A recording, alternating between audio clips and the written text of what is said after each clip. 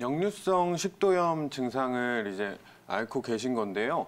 주로 낮이나 밤이나 사실 시간과는 관계없이 신물이 올라오거나 가슴이 쓰리거나 아프거나 답답하거나 또는 이제 그런 신물이 올라오는 위산의 역류로 인해서 성대를 상하게 되거나 아니면 그 위에 목이나 인두 쪽까지 이제 조직을 상하게 되면 그 목에 이물감 같은 것도 느낄 수가 있고요. 결국은 이제 위장에서 위산이 역류해서 나타나는 증상이 이제 부수적인 증상들이라고 보실 수 있습니다.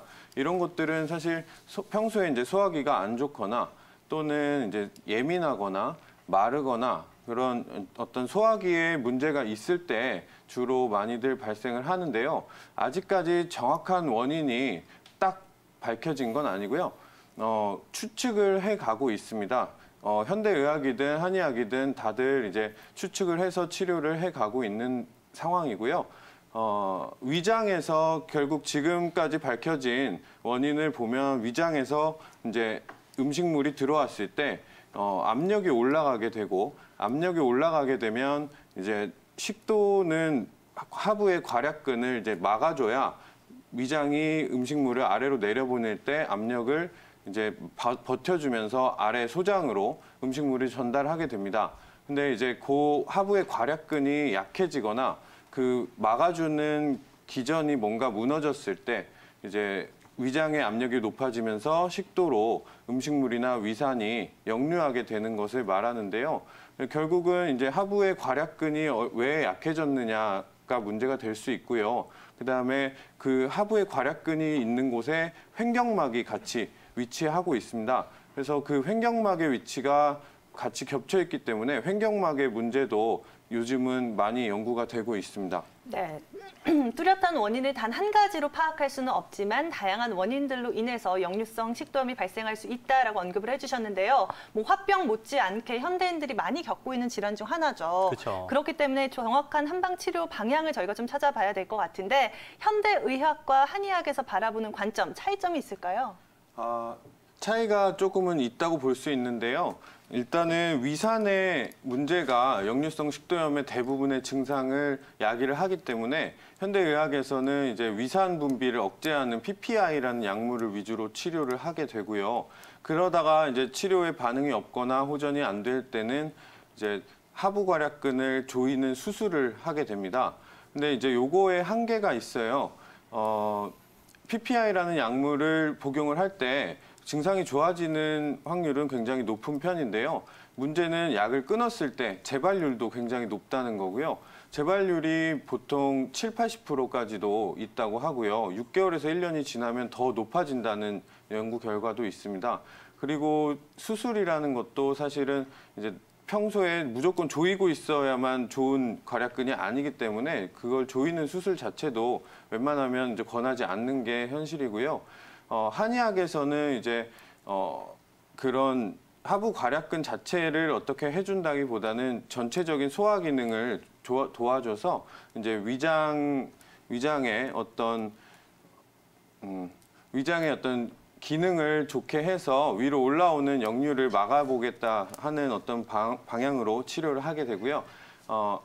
소위 말해 이제 한의학적 원인으로는 식상, 담화, 그리고 사려상심이라고 해서 결국 요즘 말로 하면 이제 스트레스라고 볼 수 있거든요. 스트레스로 이제 자율신경이 항진이 되게 되면 소화기로 가는 혈류량도 줄이고 소화기의 기능을 많이 떨어뜨리게 만들거든요.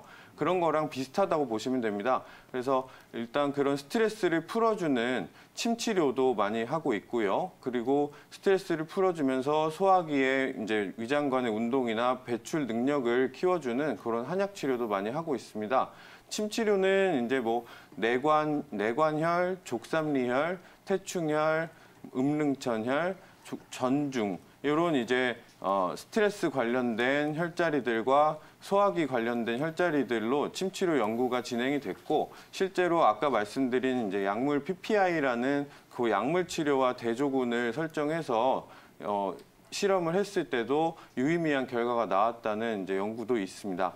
그리고 한약 같은 경우는 이제 뭐 육군자탕이나 반화사심탕, 시오게지탕, 뭐 황련탕, 안중산 이런 것들에 이제 여러 가지 처방을 쓸 수 있는데요. 처방을 어떤 걸 쓸지는 직접 환자분들과 이제 한의사 원장님들과의 상담을 통해서 결정을 해야 되기 때문에 그런 것들은 어떤 처방을 할지는 이제 원장님 개인에게 달려 있다고 볼 수 있습니다. 네, 한의학에서 바라보는 역류성 식도염의 원인 그리고 침치료의 혈자리까지 자세하게 소개를 해주셨는데요. 자, 그렇다면 더 과거로 거슬러 올라가서 혹시나 동의보감에서 이 역류성 식도염과 비슷한 질환을 언급하고 있을지 궁금하거든요. 이준호 원장님 어떤 것들이 있을까요? 예, 지금 현대의학에서 말하는 역류성 식도염 이 증상에 대한 개념이 예전에 과거에도 충분히 있어 왔습니다. 이 대표적으로 동의보감 많이들 아시잖아요. 이 동의보감에서도 거의 비슷한 증상으로 나타나고 있습니다. 그러니까 비슷한 개념으로 보고 있고요. 이 개념을 조잡이라고 명칭하고요. 이 증상을 야기하는 큰 원인을 담이라는 데에서 포인트를 잡아서 설명을 하고 있습니다. 물론 다른 이제 원인도 여러 가지 10종 원인이 있지만 그 중에서 이제 대표적으로 나타나는 게 담으로 보는데요. 일단 조잡증에 대한 설명을 드리면 현대인들이 역류성 식도염에 대해서 많이 이제 이야기를 들으셨겠지만 내가 지금 앓고 있는 나의 증상이 역류성 식도염인가 긴가민가 하시는 분들 많습니다. 지금 말씀을 드리면서 자신한테 맞는지 한번 확인을 해보시는 것도 좋습니다. 이 동의보감에는 배고픈 듯 하지만 배고프지 않고 아픈 듯 또는 쓰린 듯 하지만 아프지 않으며 트림을 하거나 명치가 막히고 여기서 명치가 막히는 증상은 간혹 협심증이나 아니면 호흡기 질환이라고 오해하시는 분들도 계십니다. 이 워낙 가슴이 답답한 부분이 이 이제 식도와 흉부가 같이 겹쳐 있는 부분이 많기 때문에 내가 지금 호흡기 질환인가라고 걱정을 하시고 내과를 가셔서 역류성 식도염이라는 진단을 받으시는 분들도 많습니다. 그렇기 때문에 이 명치가 막힌다는 증상이 매우 좀 넓은 의미에서 보시면 되고요. 그리고 메스꺼린다, 오심이죠. 구역감을 느낀다는 말씀입니다. 이러한 뭐랄까 특정 지을 수 없는 여러 가지 증상이 왔다 갔다 하는 증상을 아우르는 게 조잡증이라 하고요. 실질적으로 역류성 식도염 증상을 가진 분들이 이러한 A, B, C, D 증상들을 다 같이 혼재되어 있는 상태로 호소하십니다. 이러한 이제 동의보감에서 나타나는 이제 증상을 토대로 치료 또한 매우 다양하게 이제 개인의 증상 이게 단순히 염증으로만 보는 것이 아니라 이러한 염증이 나타나게 된 원인이 냉으로 인한 것, 차가운 기운으로 인한 것인가 아니면 병적인 열로 인한 것인가 아니면 방금 아까 제가 강조해드린 담, 이 담이라는 거는 내 조직에 잊지 말아야 할 진액이 존재함으로써 생기는 증상이 나타날 때 이것을 담으로 봅니다. 아까 현대의학적으로 설명했을 때 이 위장에 위산이 위로 역류한다. 이 위산이라는 거는 위장 안에 있어야 하는데 이것이 자기 자리에 있지 않고 식도로 넘어왔을 때 이것이 나의 일부분이지만 이것이 오히려 병적인 원인이 되는 이러한 것을 담이라고 하죠. 이렇게 담으로써 치료하는 경우도 있습니다. 네, 그런데 현대 생활 습관의 변화로 인해서 역류성 식도염 환자가 크게 증가를 하고 있다고 합니다. 이로 인해서 굉장히 활발한 연구도 많이들 하고 있다고 하는데요. 이준호 원장님, 이 한약과 관련된 연구도 하고 있나요? 예. 여러 대학교나 단체에서 연구를 하고 있습니다. 물론 이제 한 가지 처방을 통해서 모두 치료를 하는 건 아니지만 지금 동국대 한방내과에서는 이제 조금 대표적인 처방인 이제 바나사심탕을 통해서 실험을 해봤습니다. 실험 대상은 이제 이 조직을 봐야 되기 때문에 이제 인체에 할 수는 없고 생쥐한테 했습니다. 생쥐의 조직을 조직을 뜯어서 염증이 있는 생쥐한테 바나사심탕을 투여한 쥐와 바나사심탕을 투여하지 않은 쥐를 비교함으로써 살펴봤는데요. 지금 왼쪽에 사진을 보시게 되면은 화살표 보이시죠? 화살표에 자세히 보시면 이제 조직에 이렇게 주름이 자꾸 빈 공간이 있습니다. 이 빈 공간이 염증으로 인해서 우리가 염증이 있으면 조직이 붓잖아요. 이렇게 이 갈라진 틈이 염증이 나타난 것이라고 보는데요. 이 바나사심탕을 투여한 생쥐한테는 이러한 간극이 사라지는 것을 확인할 수 있습니다. 이렇듯이 가장 이제 염증으로 인해서 통증이나 자결감, 열감이 느껴지는 원인은 이러한 세포 간의 간극이 나타나면서 증상이 야기시키는데 바나사심탕을 투여했을 때 이러한 세포 간의 간극이 좁아지면서 세포와 융합이 잘 되는 걸 확인할 수 있고요. 이로써 이제 역류성 식도염에서 나타나는 여러 가지 증상들, 속쓰림, 열감 이런 것들이 개선되는 것을 미루어 예측하고 있고요. 그리고 실제 임상에서도 바나사심탕을 통해서 염증이 개선되는 것을 많이 확인할 수 있습니다. 또한 아까 동의보감에서 이제 설명을 못 드렸던 부분은 이제 바나사심탕뿐만 아니라 만약에 내가 차가운 기운이 많이 있어서 나타나는 염증이라면 이중탕, 만약에 내가 병적인 열로 인해서 자꾸 이제 열감이나 아니면은 쓰림이 나타난다면은 이 황금이나 아니면 보안 이러한 여러 가지 약제 처방을 통해서 치료할 수 있고요. 또한 이 연동 기능, 이 위장의 연동 기능이 자꾸 안 되면서 머물러서 생긴다면은 바나사심탕 등 그리고 또한 평이산 등 여러 가지 좋은 약제가 많이 있는데요. 처방도 있고요. 이러한 처방과 약제는 반드시 가까운 한의원에 내원하셔서 각자의 체질과 증상을 얘기를 나눠보시고 정확한 진단을 받아보시길 권해드립니다. 네, 이런 다양한 연구 활동도 이루어지고 있다는 점 잘 기억하시면 좋을 것 같은데요. 또 우리 시청자분께서 5번, 6번씩 자다가도 신문이 나서 깨가지고 물을 드신다고 했잖아요. 맞아요. 이 부분에 대해서도 좀 짚어봐야 될 것 같은데 최우석 원장님, 이렇게 물을 드시는 습관이 좋은 습관인가요? 안 좋은 습관인가요? 네. 역류성 식도염 관련해서 이제 생활 관리에 대해서 좀 설명을 드리면요. 물을 많이 먹게 됐을 때 물을 먹는 것 자체가 나쁘진 않지만 밤에 이제 야간에 주무실 때는 위장의 압력을 높일 수 있기 때문에 물을 많이 드시는 거는 좋지 않다고 보여지고요.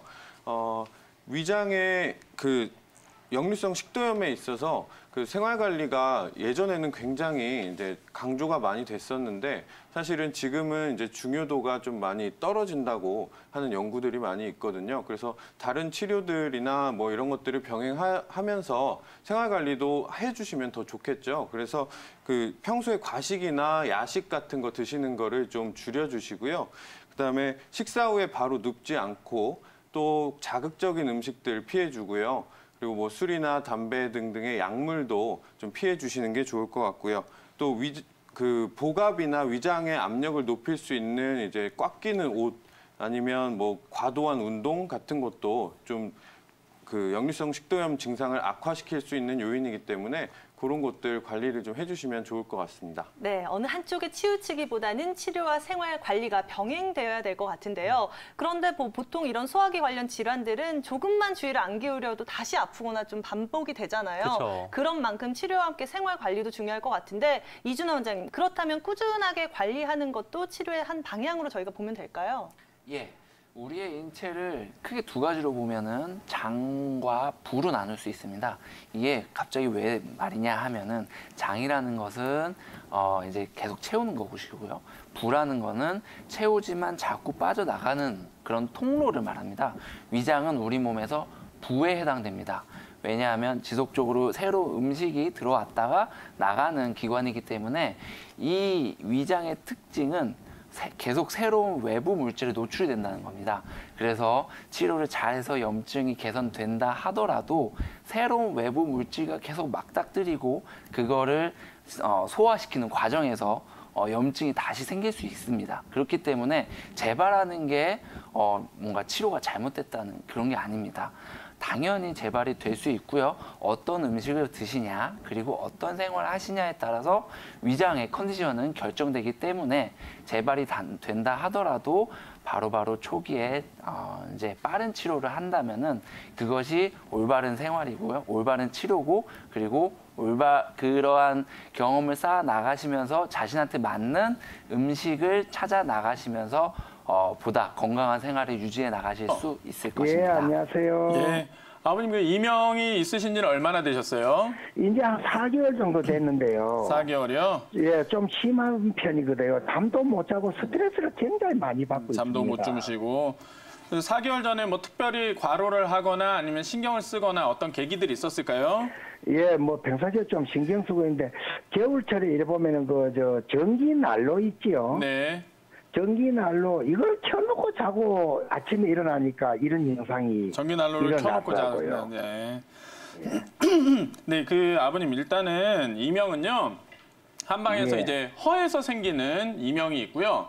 또는 이제 실증으로 생기는 이명이 있습니다. 특히 이제 허에서 생기는 이명은 우리가 이 귀는 한방에서는 신장과 이렇게 연결이 돼 있다라고 보거든요. 그래서 신장의 기운이 부족해지면 오는 이명이 있는데요. 아버님처럼 이렇게 연세가 드시면서 기운이 아래에서부터 딸리게 됩니다. 그래서 이제 생기는 이명들이 있을 수가 있고요. 또 하나는 이제 그 실증, 그러니까 우리가 이제 뭐 스트레스를 많이 받거나 아니면은 열이 많이 쌓이거나 위로 이렇게 화가 치솟거나 했을 때에도 이명이 올 수가 있습니다. 이 두 가지 중에서 어느 것일지는 좀 둘 다 좀 가능성이 있어 보이기 때문에 가까운 한의원에서 좀 진찰을 이제 좀 제대로 받으시는 게 필요하겠으나 지금 아버님 목소리를 듣거나 아니면 방금 말씀하셨던 이제 전기 난로를 켜놓고 그러니까 이제 열을 받아서죠. 열을 받아서 생겼다든지 이런 상황들을 갖다 봤을 때는 실증으로 인한 이명의 가능성이 좀 더 높을 것 같고요. 아버님이 아무래도 좀 기운이 있으시고 하다면 특히나 좀 더 이럴 가능성이 높겠습니다. 좀 이런 경우에는 열을 꺼주고 아까 화병에서 말씀드렸던 치료와 뭐 비슷합니다. 그 열을 갖다 좀 꺼주고 이렇게 발산을 시켜줄 수 있는 그런 치료들이 필요하겠고요. 그런 이제 치료들 속에서 침이나 아니면 한약 치료들 갖다가 같이 하게 됐을 때는 좀 호전들이 빠르게 되니까요. 이런 부분들은 한의원에서 내원을 하셔서 좀 진찰을 받아보시고 침과 한약 치료를 같이 좀 병행을 하시면 도움이 될 것 같습니다. 아, 이게 이명 치료가 가능합니까? 이거 완쾌될? 이제 결국에는 그런 좀 가까이 가서 봐야 됩니다. 봐야 되는데요. 허증 이명인 경우에는 아무래도 좀 치료들이 더딥니다. 더디고 어디까지 될 거냐에 대해서도 치료를 해봐야 합니다. 근데 이제 실증 이명 같은 경우에는 좀 아무래도 허증보다는 좀 더 개선이 빠르고요. 평소에 기운이 있으셨던 분이기 때문에 이 기운이란 건 결국엔 내 회복력과 또 연관이 있거든요. 그렇기 때문에 이런 분들은 아무래도 좀 더 회복이 잘 되거나 빠르게 되는 게 예후가 우리가 좋다라고 표현을 하죠. 그런 경우들이 많이 있으니까 너무 걱정은 마시고요. 가까운 한의원에 가셔서 진맥을 받아보시고 치료들을 꾸준히 좀 하시면 물론 이제 이렇다고 해서 이 치료가 뭐 한약을 한두 달 만에 끝날 거다 그렇게 생각하는 건 조금 이제 성급할 수 있기 때문에 충분하게 좀 그 시간을 가지시고 치료를 받아보시면 될 것 같습니다.